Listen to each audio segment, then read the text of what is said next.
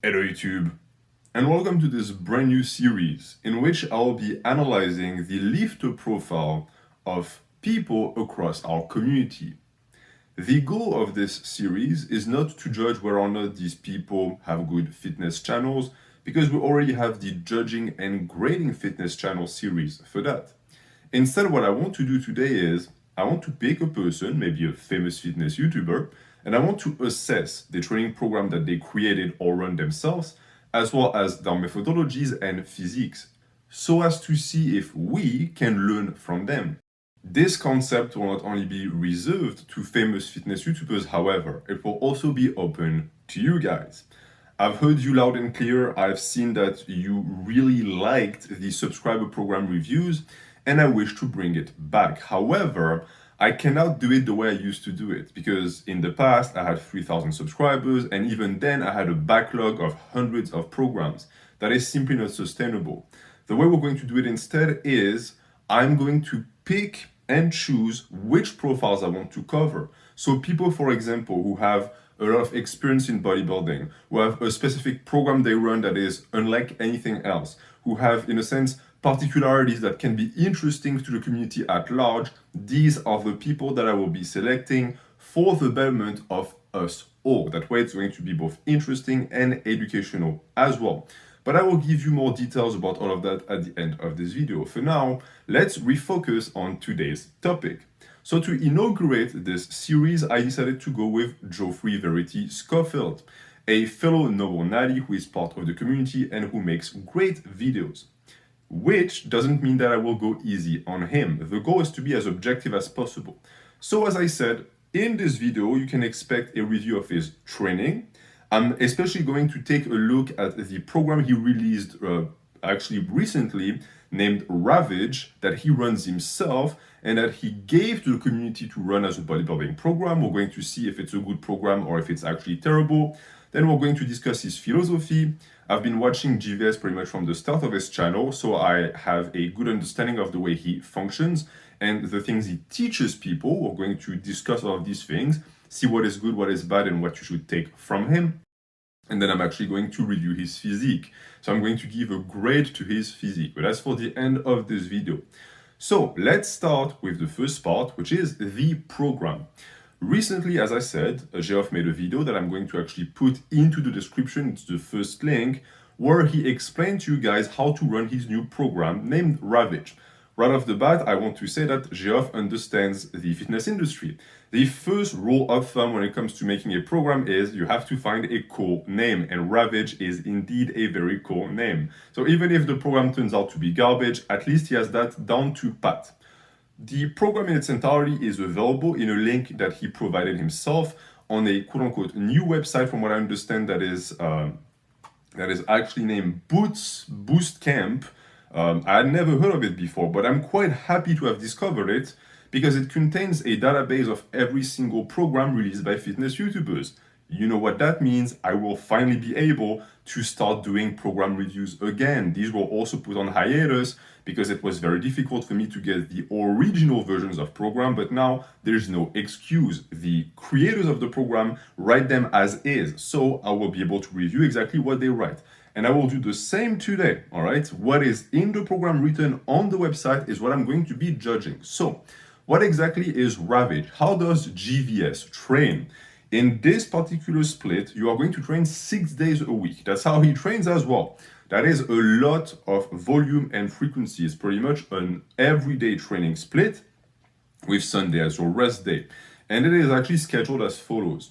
On Monday, you do legs. On Tuesday, you do torso. On Wednesday, you do a broad day, which is essentially an arm day. On Thursday, you do legs. Friday, torso. Saturday, arm day. Sunday, rest. Rinse and repeat. So as you see, it is actually a lot. It's quite a lot of volume and also almost no rest days whatsoever, which is why GVS himself recommends this for intermediates. And he also explains to you that you can tune it down if you cannot recover.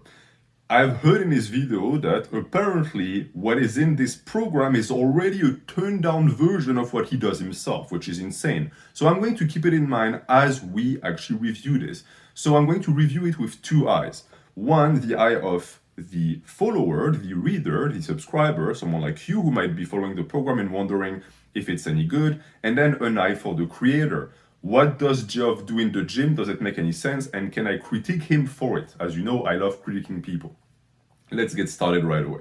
So the program is right now under my eye, and we're going to start with the Monday. So for the Monday, it's the leg day. You're going to start with a Smith machine hack squat. It could also be any type of hack squat. So you start with a very quad biased exercise. Very good. I expect to see posterior chain exercises following this, because this is not enough for quads and lower back. We'll see that later. So the rep range that is recommended for this particular motion is going to be in the 5 to 10 rep range for your first set, so that's your main set. Then you do back-off sets in the 10 to 15. This is a lot of reps. It's pretty much as high as I am personally willing to go when it comes to reps. We'll see that this is a quirk of GVS. He loves high reps. 5 to 10 for intensity for the first set is good. This is a lift that is, again, very quad biased, so what should give up first is your quads. That is a good opening for a leg day. Then we do back extension, all right? This is going to be glute and hamstrings, so we're good. We have completed our pact. We have completed what is necessary for a good leg day. Quad hypertrophy, glutes and hamstrings hypertrophy. Here it says that you could do a good morning instead, or a Romanian deadlift. I personally would favor these lifts because they're more heavy duty, and I do think that the benefit that you get from the machine hack squat is that it should never tire your lower back. So you're still fresh to like 3 heavy hard sets of Romanian deadlifts, for example. But back extension also absolutely works. The rep range is 8 to 15. I like it. I think it's an exercise you should not be doing too heavy with too little reps. So this is excellent as well. And you're supposed to do 3 sets. GVS sticks to the rule of 3 sets. So the rule of 3 sets stipulates that in most cases when you do an exercise, it is best to do between 2 to 4 sets, which the in between is 3 sets. This is something you will see pretty much every fitness content creator follow, and it's for a good reason. It makes it easier to manipulate volume and intensity, because if you have 6 sets and you are obligated to do 6 sets for an exercise, you end up with a shit ton of volume and it's simply not flexible. It's best to split the volume by actually slashing the sets. So you have done your heavy quad movement and your heavy glute and hamstring movement. What is left on the table? Some of you could tell me that's enough. I personally don't disagree. But here we follow up with walking lunges, all right. I like the fact that it's the third exercise. If I had seen this as fourth, I would say that it's poor scheduling, because anyone who has done lunges or split squats, which you could replace the lunges by, know that it's a bitch, it's very tiring, and you really don't want to close the day with it. But you also don't want to open the day with it. That's a rookie mistake as well I see people make, because this is an energy vampire and it's also a motivation vampire. Open any leg day with this, and any exercise that follows will be half-assed. So third is the perfect spot in my opinion. He has to do 20 to 30 steps for the walking lunges. There is no indication as to the amount of reps to do with split squats. You could actually confuse these steps for reps and end up doing 30 reps. Never do this. Split squats, 10 to 15, 8 to 12, not more than this. If you do 30 reps on the split squats, you are going to die. You're going to end up with way too much fatigue. It's simply not smart. But I love the lift. And then after this, we end up with an antagonist, the seated hamstring curl. So essentially, this is what the leg day looks like. Heavy quad motion, a compound movement, heavy glute and hamstring posterior chain movement, another compound movement, and then you do a split squat that is going to isolate the glute and the quads, and a seated hamstring curl that is going to isolate the hamstrings in parallel with some glutes. This is the way to go about it. This is a proper leg day. I've said it times and times again. Your leg days should look much shorter than your upper body days, for the simple reason that you get much more done with one set of squat than you do with one set of bench. If you do one set of squat, after that there is almost no necessity to isolate anything else. Whereas one set of bench doesn't mean that you suddenly magically don't have to work your triceps or your shoulders anymore, even your chest. So upper days logically have much more exercise selection and they're longer. When I look at his lower body day, that's exactly what I want to see. What I never want to see is one heavy squat followed by 3 isolation exercises for the quads. That is simply junk volume, it's not needed. Max is 1 compound, 1 isolation for the muscle in particular. That is exactly what Geoff does, and it's perfect because I guarantee you that after the seated hamstring curl, you're going to want to go home because you're spent. This is, however, still a pure leg day. There's nothing else. My take is that in this case, it's never a bad idea to add other things like trap isolation, ab isolation. We'll see later that this is not the way Geoff actually programs. He prefers to keep the leg days pure. That is understandable and justifiable as long as I see the muscles that could be trained on that day trained on another day. But it also makes sense in the sense that if you run the Ravage program, you're going to train every single day. So we don't want necessary stimulus and fatigue on a leg day if the next day you train the muscle again. Let's see if that's the case. That first day is great. It gets my stamp of approval. The second day is what he calls a torso day. So you're going to focus primarily on the chest and the upper back. And you start with a close grip Larsen press, all right? Nothing bad with that. It's an A-tier chest exercise, but you could really be doing any type of bench press as he says here. And you do 6 to 8 reps. Perfect rep range for this. 4 to 8 also works. 6 to 8 means you're going to get more reps within the same range of intensity. So the progression is not going to be as fast, but you'll accumulate more quality tonnage. That's perfectly understandable. And you superset it with narrow neutral pull down. Love it. You do a press, you can superset that with a pull. There's absolutely no downside. It's free volume, especially for the upper back. So that is great. The reason why we did not see supersets on the first day is because none of the exercises were supersettable.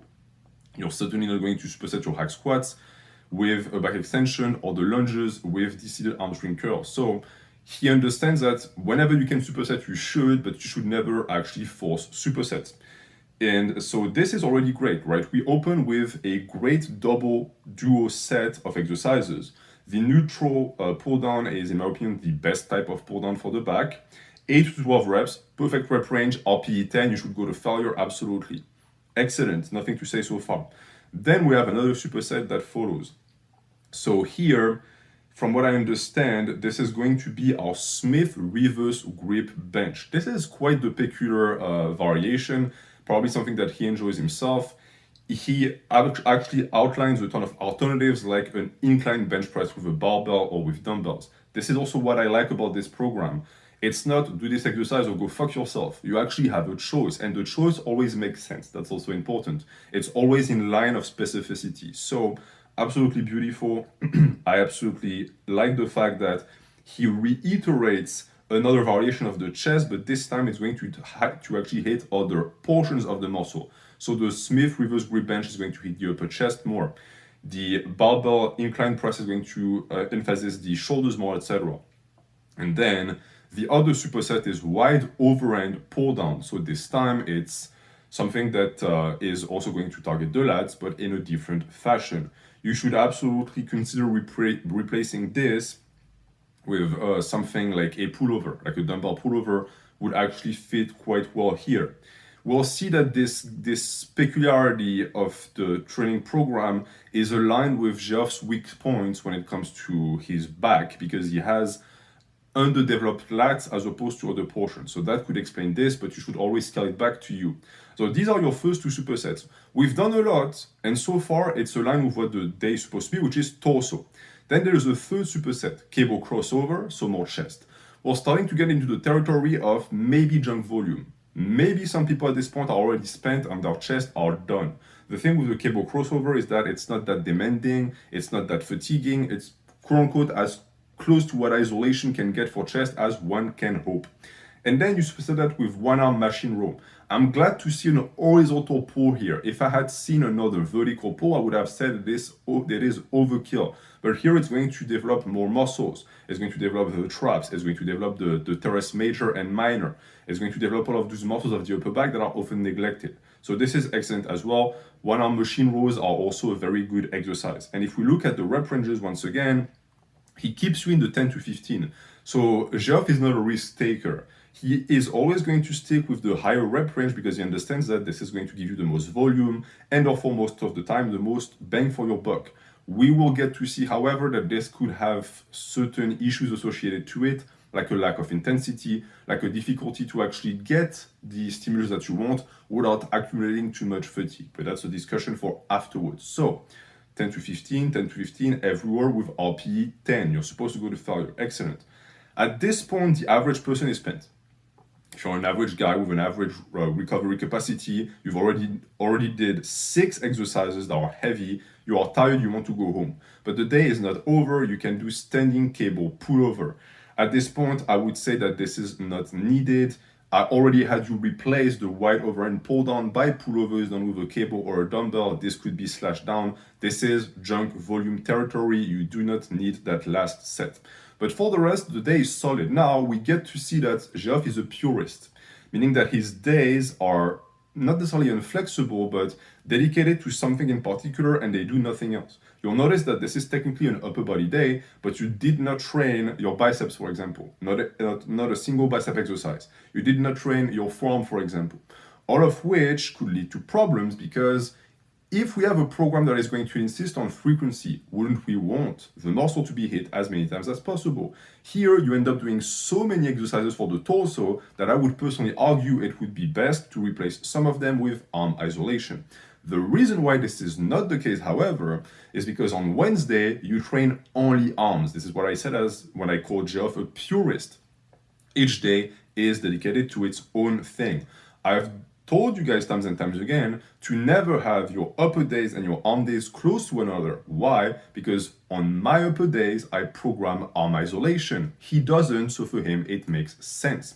We start this quote-unquote bro day, which we should not be calling it that, because training your arms is just as important as the legs. It should be called an arm day. We start with an hammer curl.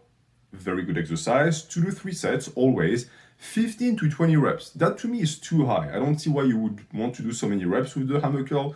8 to 12 is great as well. And here it's supposed to be a forearm quote-unquote bicep isolation movement. So a cable rope curl, a reverse grip easy bar curl, all of this is also in the range of possibilities. Geoff tells you that you could do these things, which is also good because if you follow the program as is and you never actually explore, you will end up, I guess, with exercise fatigue because you'll spam the same exercises times and times again because it's 6 times a week. But keep an eye open for the variations. You could actually rotate the variations. If you do it properly, it will actually lead to double progression and it will not damage your gains that much. Then we have some tricep push downs. So biceps, triceps. Yes, there are arm exercises, the two of them, but you will not lose performance by doing that. This is free volume and this is excellent.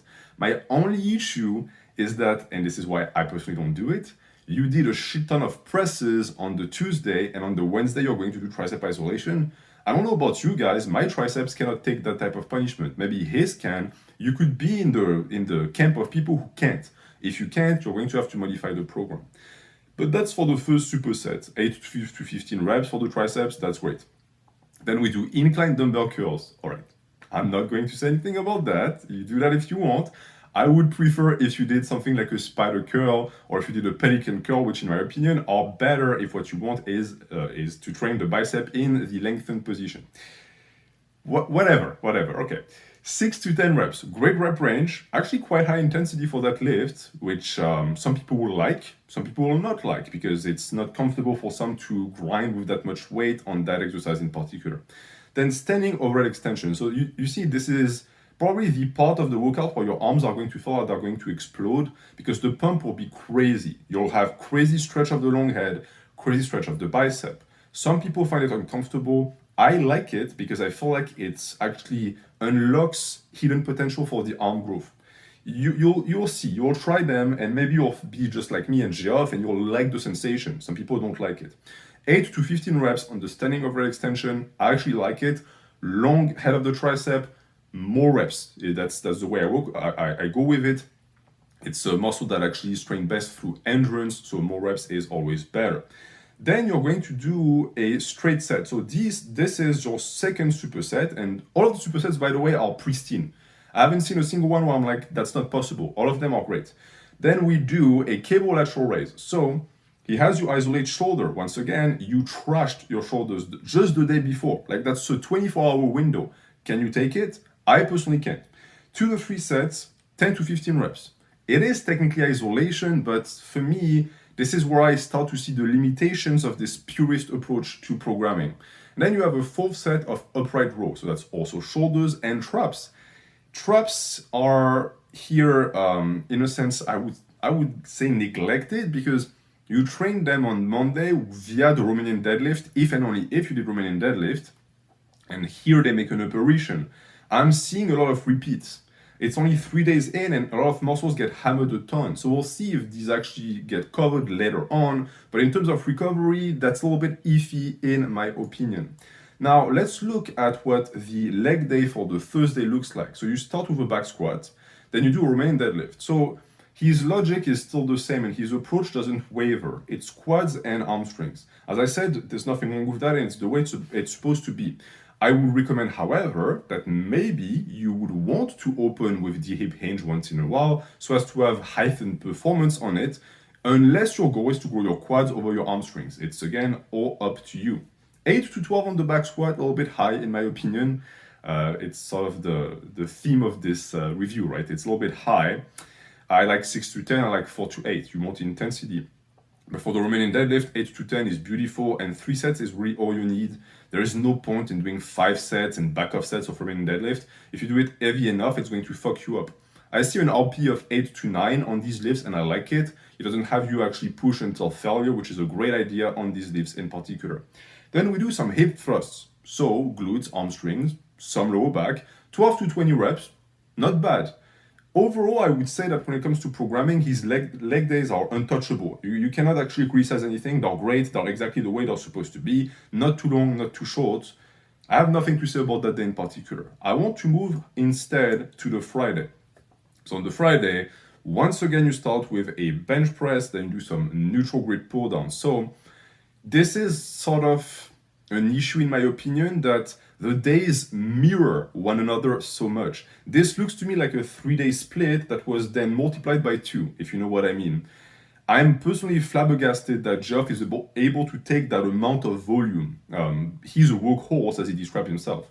But I really do think that the vast majority of you guys will have to tone it down, because you can't have both. You can't have high frequency and high volume at the same time for the majority of the population. Either you'll have to slash days, so only do 3 days or 4 days, or you will have to actually reduce the number of sets and reps per day. If you do end up going down to 4 days, you want, in my opinion, to conserve 1 leg day, 1 arm day, 1 chest day, of course, and then make your choice for the 4th one. This is a discussion that you have to have with yourself. But on that day again, nothing changes, right? He has you superset chest exercises with some upper back exercises, so your torso is indeed going to grow. He has you isolate your shoulders with seated shoulder press. He has you do some seated row. All of that is in line with what was promised, which is a torso day. And then the next day is again an arm day. So you start with hammer curls, you do your overhead extension, standard, basic. At this point, you understand exactly what this is about. What is my issue with this? My issue is, as I've said previously, that in this case, you might actually notice a lack of performance on the Saturday for movements that require the shoulder or the upper back, because they have already been trained on the Friday before. So if you want, another way you could go about it is to intersect, is that even a word? I don't know, I make stuff up, a rest day in between your upper day and your arm day. And that way you could actually slash the rest day on the Sunday. And for the vast majority of the population, that would actually make a ton more sense. Now, are there muscles in this program that are completely ignored? The answer is yes. And actually, funnily enough, it's always the same. They are sneaked at the end of the program. So on Saturday, you train arms, and then out of the blue, you do neck flexions and wrist flexion extension, and you do 1 set of each. Geoff, come on. That's not enough. Once a week for these muscles is not enough. It's going to lead to imbalance for the vast majority of the population. If you have people train forearm, why don't you make them train forearm on your leg days? Because what follows your leg days is your upper days, which don't require forearms, because for the most part, training forearms is not going to disallow you from grabbing a pull down. So this is where it would actually belong. Likewise, train neck on your lower days. It's free. It's a free superset. I said previously that his leg days have no supersets whatsoever. Why? Well, because you can't superset anything with these lifts. It's not possible. Yeah, you can do some hamstring curl superset with leg extensions, which is great, but that's pretty much the extent of it, because it's very hard to superset a big muscle group like the leg, but you can superset with something that is not the leg, like forearms, like the neck. So that is my 2 cents for this program. Now, it's a free program, so I'm not going to tell you, oh, it's bad, or because you don't have to spend money for it. It's right there. It's available for you right there. If I were to say if it's a good or a bad program, I would say that for its intended purpose, it's actually a good program, because you get what you were supposed to get. The exercise selection is pristine, the rep range is a little bit high, but it's not terrible. The only issue, as I said, is the frequency. So that is my review for the Ravage program. You can give it a try. If you apply the modifications that I discussed throughout this, it should actually help. What I want to focus on right now is this. What does it teach us about GVS and his videos and methods? Well, I have a few points. First and foremost, he favors high reps. GVS is a high rep guy. He in his program might do less, but in the program that he actually offered to the public, it's all super high. In my opinion, that's a little bit of a mistake, because it makes it difficult, as I explained previously, to actually control volume and intensity. I would actually tone it down on pretty much every single set and take it down a notch. Take it down to 6 to 10, to 8 to 12, to 8 to 10. All of these 15 to 20, it's a little bit too much, it's a little bit overkill, which could lead to an issue when it comes to progressing in weight. This is the type of program that you're going to end up retaking the same weights times and times again, which is not a bad thing, but it can lead to frustration, especially if it starts to become globalized throughout the program and you end up creating a plateau. It is nice to be able to have an option to go lower with more intensity so as to be able to push the volume in the future. Then there is also the addition of forced partials.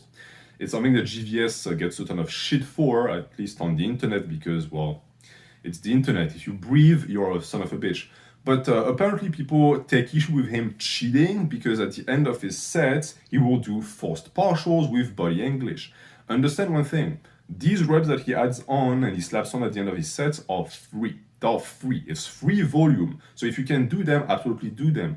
The only people who worry about cheating in the gym are small, and usually there are people who should actually worry more about their own training than what other people are doing in the gym.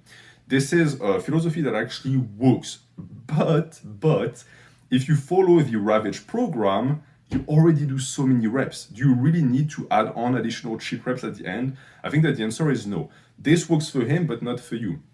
And see, this is where my two eyes start to divert. I have the eye for the subscriber and the reader, and I tell you don't do this, but then I have an eye for GVS. It works for him. He's able to handle that insane amount of volume. Understand that the volume in this program is toned down from what he does in terms of sets. I personally have never in my entire life seen a natural lifter able to handle that much volume. He is indeed a workhorse.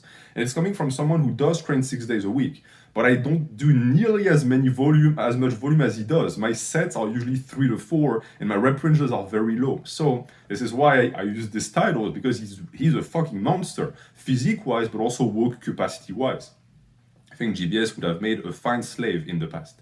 Now, before I said this incredibly fucked up thing, the next point I wanted to actually talk about is also the approach that he has to exercise selection. I said that the exercise selection is actually great. And the reason why I said this is because there's variety, but also because every time he has you do a movement, it's a movement that hits the muscle that needs to be hit, and it's always top of the line. Pretty much every single lift that I saw in this program were A tier or S tier. That shows one thing.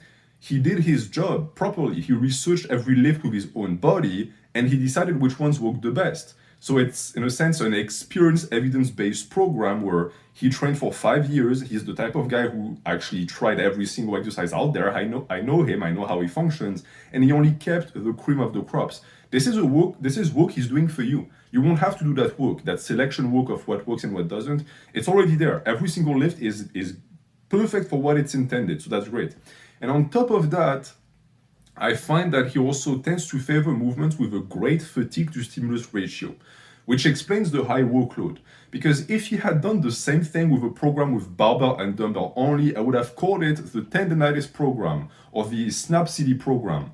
But because you do so much cable and machine stuff that is going to make it easier on the structure, you will be able to actually do that much work without having all of the impediments that might come with free weight. So that's another sign that the program is not something that he scribbled on the side of a table in the middle of a date with his chick. He actually sat down and he thought about all of this. Some people could point it out and say, well, yeah, but that is also in a sense a weakness because you don't do heavy compound movements. You don't train hard. Where are the heavy squats to failure? Where are the heavy deadlifts? Keep in mind that these things, for the most part, are not the best for hypertrophy. But it's true that there seems to be a certain inclination in this program towards movements that can be done with low weight and higher reps. This could be explained by the fact that he himself has struggled with his squat in the past, he struggled with his deadlift in the past, and so he adapted based on this. This is something he said himself. The program is a creation of the creator. Duh. So it's the identity of the creator transpires. It's up to you to not be devoured by it. But this also links to something that I wanted to add because it's a question he received a ton. And that is, how can you be so big by being so weak? Because indeed, Geoff is weak on certain movements. He's weak on the squat, he's weak on the bench press. But if you look at his other movements, like his tricep extension, he is top of the line on this. What does it mean? It means for the most part that your muscles are going to be a direct representation of your ability to put in the work and to produce strength and to produce power. This, for some, would be a conclusive evidence that size equals strength. I would say that this is not the case at all. Instead, what we see is that in the case of GVS, he does not need to lift heavy weights. He does not need to be strong in the, I guess, orthodox sense of the word and bench 3 plates to be able to have results that should be conducive to that strength. This is a great lesson to learn because you might all be in the same case. You might be someone who has better size potential in comparison to their strength potential. If you let this strength right there limit the size, you're going to shoot yourself in the foot. Likewise, I know many of you guys out there who are much smaller than GVS or myself, but you're also much stronger and you don't understand why. The reason is because you have a different ratio of size and strength. For your ability to actually match our size, you will have to be much stronger than us. So it's a lesson to actually take to heart. What really matters is the work you put in, not the weight on the bar. The weight on the bar is a tool to stimulate hypertrophy. And once that is understood, you can actually get as much as possible from the weight, which is another quirk of GVS that I appreciate and I think you can learn from. He goes after each set hard. What does it mean? I'm sure you've heard PD users say that a million times. Oh, you have to go hard. You have to go to war with the weight. For them, it's just lingo because they want to appear cool. If you want to understand what that means, look at GVS Train. Go on his Instagram and look at his reels. That's what it means. Each set is taken to absolute failure, and the only thing that matters during the set is the set. You don't think about the next set. You don't think about the chick that you saw with the nice ass in the yoga pants. You don't think about what you're going to eat tonight. Your entire life exists in this instant. You exist in the instant of the set. You should be so focused that you start to draw, that you look like a monster, that you look like your eyes are going to explode. That's what it means to go after each set hard. And if you can manage to unlock that power, you will multiply your gains. Because for each set you will get every single inch and every single drop of result that you can. This is something that he does. This is the reason why he looks like he does. To go back to programming now, as I said, with the high reps also comes a frequency and volume inclination. He tends to favor these things. You can modify it if you want. It's because he is a workhorse. The low variety of the training could also be remedied by the alternative lifts that he offers, so that's a good thing as well. So that in a sense encapsulates everything that I personally see, right? When I look at his program, I look at the way he trains. This is who GVS is. This is what you can get from the guy. Take it or leave it. Understand that it is there for the taking. And now we're going to move on to the part of the video that certainly some of you guys were actually waiting for intently, and that is the assessment of the physique.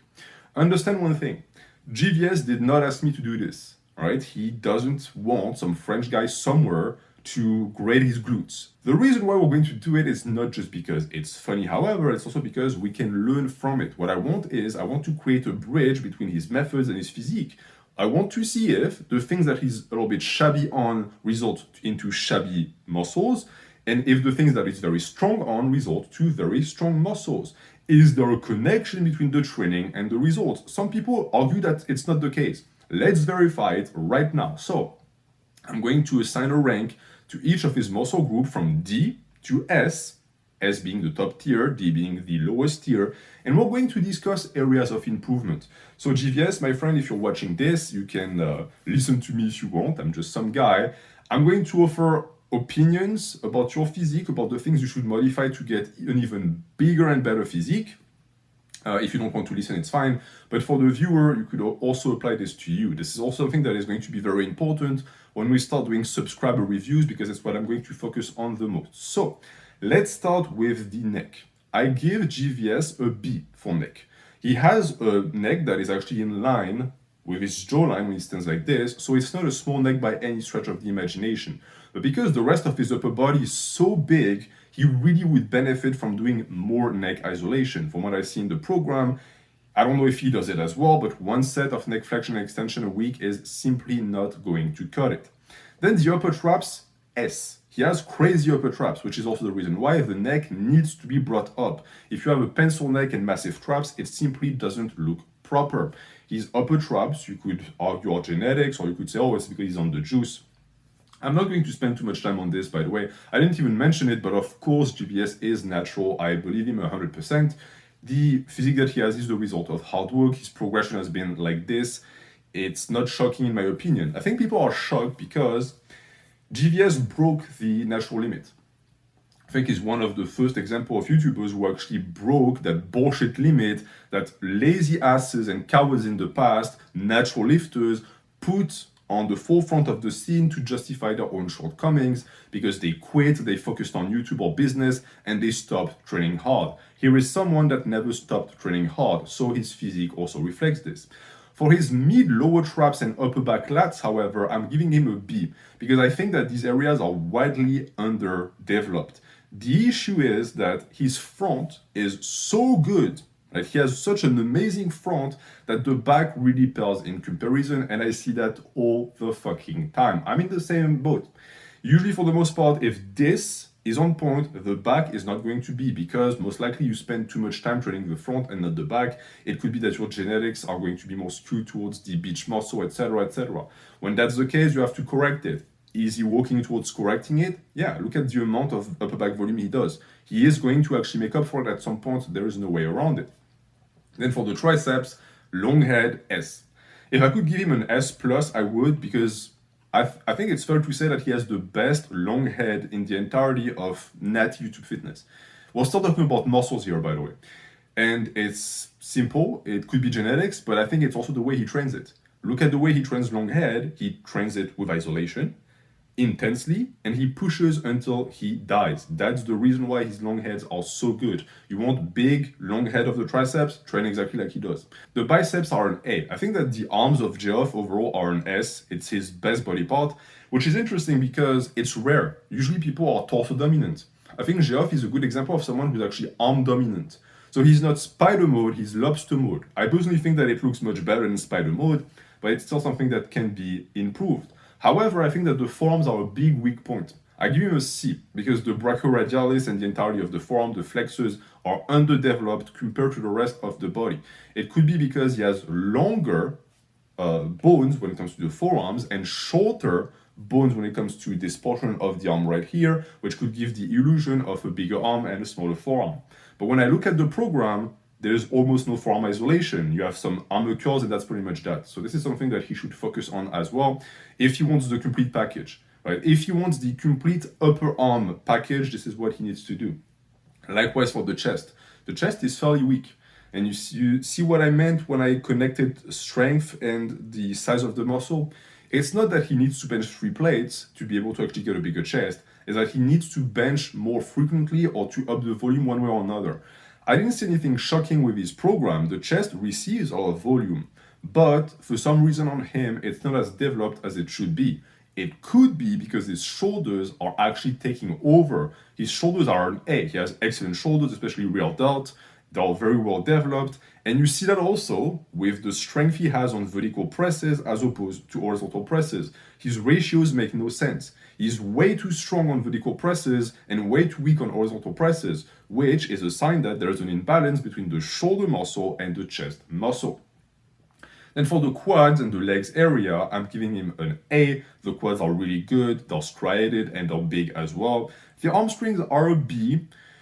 It could be because he got injured recently and it was very tough for him to do Romanian deadlifts, hip hinges, so I believe that is going to actually be taken care of.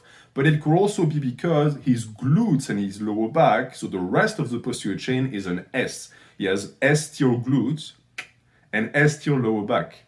And that could actually be the reason why, right? When he does all of these movements, it takes over. So all of the work of the hamstring is being stolen by the glutes. This is something that can be remedied with different approaches to posterior chain training.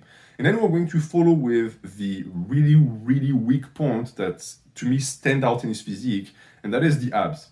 The abs are really weak. And you see that when he cuts. I'm being real right now, right? I love GVS. He's a great guy. But his abs need to be brought up. There is not a single fucking ab isolation in the program. That is no bueno. That is not normal. I want to see you isolate your abs. Geoff, please. You would look so much better. If you isolated your abs, the entire package would look so much better because it would bring everything together. Your upper body is so dominant. Your legs are so big. But what's in between is shitty. If it was as good as the rest, at least B tier, the entire thing would look like a statue. So get to it. Abs, upper back, get to it. And then the calves are also a C, but let's not kid ourselves. We all have C-tier calves, except for the few of you guys who are actually Asian or who used to be fat. So that's that. That is the end of this review. I had a good time. It's 40 minutes. I'm not going to edit anything out because I personally think that everything is relevant. This was the first installment of this series.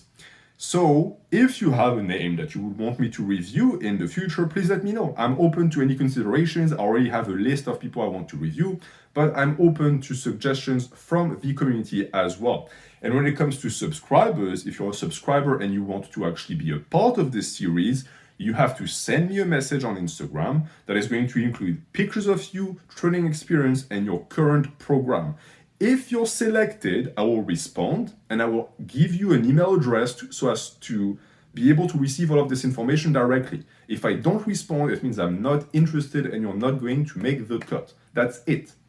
This is going to be that for this video. Let me know your thoughts about this new series and I will be seeing you very soon.